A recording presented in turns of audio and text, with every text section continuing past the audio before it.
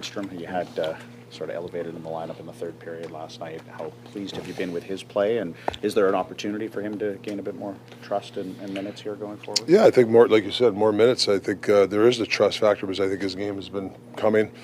You know, he has that ability to skate the puck out and make that that one pass breakout. So, and I think even the offensive, and I think he's going to even get more comfortable. So yeah, I think we got to start chipping away and get some more ice time.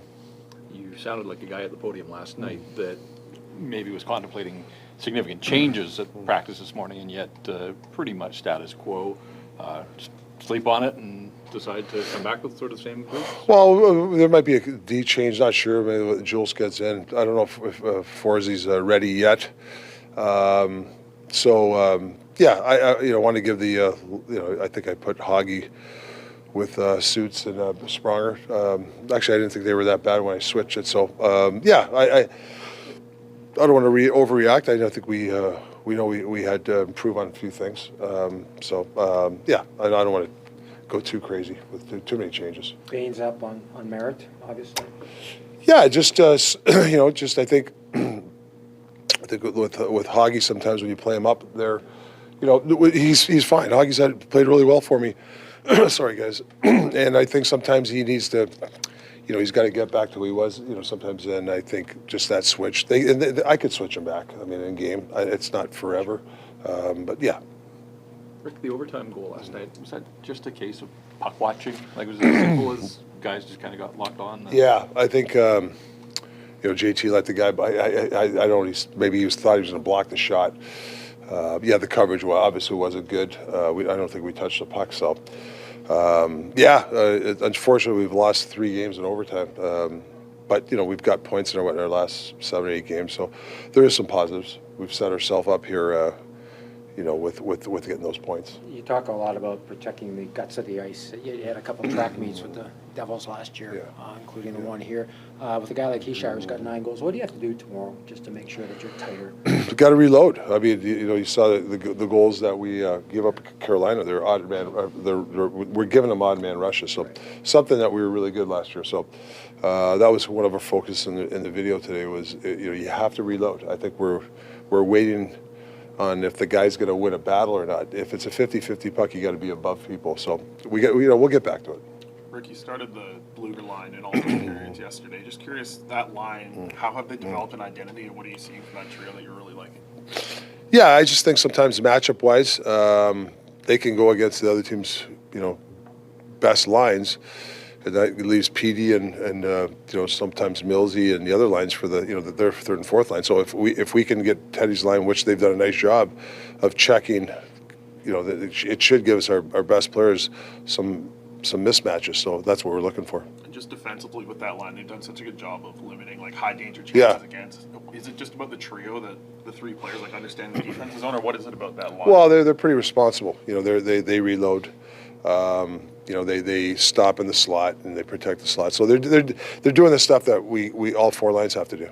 Rick, going back to the start of last year, you guys have been one of the best teams in the NHL. When the game goes into overtime, I think you guys only won 7 of 19. What do you think's up with that?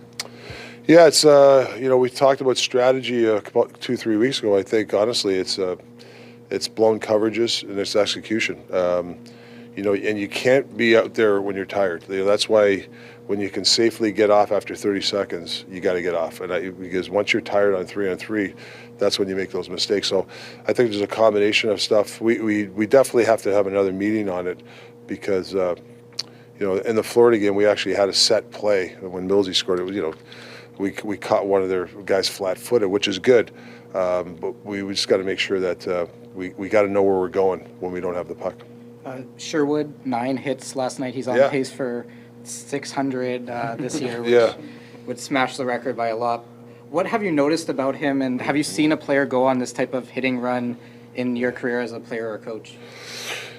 Yeah, I just remember when I played back in Philly, those Philly days, we had a team that hit a lot, and it's contagious, right? And he's a guy that he's an old school guy. He goes through people, and it's not that you have to kill a guy. I think that he goes through people or he's on his check, and it makes it difficult. Nobody wants to play against the guy. When he's on the ice, it's like they're looking around, and he's hard to play against. And I think we got to get more of that from some of our guys, and we'll work on it. Do you have anything new on Joshua, or is it just another day of practice and another step in the right direction? Yeah, I think he went and saw the doctor with something, and but I think he's getting close to being like pain-free. Talked last night about the power play. You mentioned those guys having to work harder. Yeah. Shouldn't that be the baseline? Yeah. I got Yogi to do it, and his presentation, his stuff has been outstanding. So if you can't, it's got nothing to do with coaching. He's done an unreal job. Like he's given him some really good structure. I really believe it's the intensity, the awareness, things like that. So that's the boxes that the guys are going to have to check right now. Is it basic? Sometimes when you're talented, you think you can just skill your way, and that doesn't work. So we just got to. It's not horrible. I think we're 20%, but it's not a good taste. We don't have a good taste in our mouth with it. So, but they don't either. Trust me. So I think it's more of beating your man to your check, coming up with those loose pucks. I think somebody told me, Alex, I think we're one of the worst teams at picking off like rims. Like those are possession plays that we need to do. We have the guys that can do it. We just got to make sure that we're more intense when we do it. Those guys have the puck, they need to be more aggressive in getting to the net? Well, if you beat pressure, you got to attack. There's no point to look for a play. It's that's the one thing we weren't good at last year. Is goals off chaos plays. Where we were good at set plays, but we weren't good off chaos plays where it's not even a play. It's you beat your guys out of the corner, you take it to the net, you score a goal. I think we got to get better at that, and that's a mentality, and we're working on that every day. What about entries on the power play? What are you seeing? Well, we're going to change a couple of things. A couple of guys might bring the puck up with some different guys, but that's supporting the puck and that's speed. It's the same thing, and it's not. You got to like we knew what Carolina was going to do. They're going to stack the one side, and some reason we stick handled to that side, and then we got stripped. So. You give them the information, then you got to make sure that you apply it. So but we'll work on it. The guys had a good practice day for it too. One element we don't see much up on the power play is Petey's one-timer, and he has scored in this league with that as a weapon. Is that on him to find opportunities, or is it philosophical that you're just working on the left side and it's not getting to him in those shooting positions? Well, you can't stand still, and the team's not going to let you take one-timer, so you got to move, and then you got to move whatever the structure is, and then get it back. Then when you should be open, so it's a lot of movement, And I think we've been talked to Petey about moving his feet. You can't just stand still. It's like Ovechkin; he scored a ton of power play goals on that one side, right? And now teams are taking that away. Now you got to do something different. So. I know everybody wants the one-timer, but it's not there. If you got to move your feet to find other ways. So that's really what it comes down to. Rick, it feels like it's been a while since we asked you about how Thatcher Demko's doing.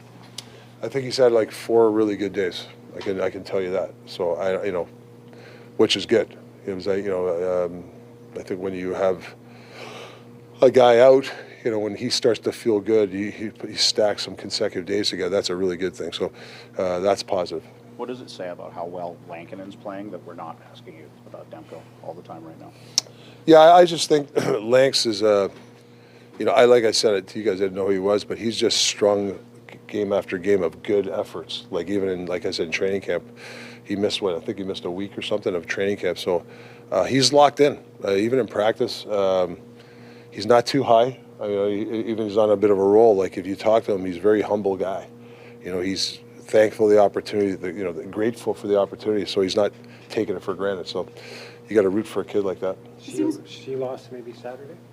I haven't even decided tomorrow, so we'll see. We'll see. Lankinen seems really cerebral. Like he's a real thinker of the game. Is that a correct assessment there? Yeah. I think when you talk to him about even, like he wants to talk about our breakouts, like he's good at stopping rims, like he thinks every aspect of the game. He's worked really hard, but he's a student of the game. I think I was here earlier this morning. He was in already with Marco and them doing a video. That's the way he is. I just want to ask you. You mentioned Josh was close to being pain-free. Can we get a sense of maybe when he'll return to play? I don't have the exact date, but it's getting close. I mean, I haven't even talked to him today. But yeah, we got to get him on a line where he's going to get. I think he took some line rushes and got in there, and our practice wasn't that long, but he needs to get some 3-on-3 stuff down low, pushing and shoving, and he's been doing that last couple of days. Rick, will you have to ramp him up though? This is a guy that was a big part of your penalty kill last year when he was on his game. Do you, coming off this sort of situation and playing catch up, do you have to sort of ease a guy in a little bit? I think so. I think you got to manage his minutes. I think you got to make him feel comfortable in certain situations. It's obviously a shock that would happen, and I think he's really dealt with it really well. But I think it's important that he just gets in the mix with the team. But Dakota's a guy that he plays all positions, right? I mean, in the sense that plays power play. Sometimes he's penalty killer for us. So, but I have to manage his minutes. Yeah. Is there a temptation to put him back with Bluger and Bonner just to get some familiarity at the outset? I don't know. I mean, that line's really good, Teddy. I think Josh could go anywhere and fit. You get a two-way guy that goes to the net.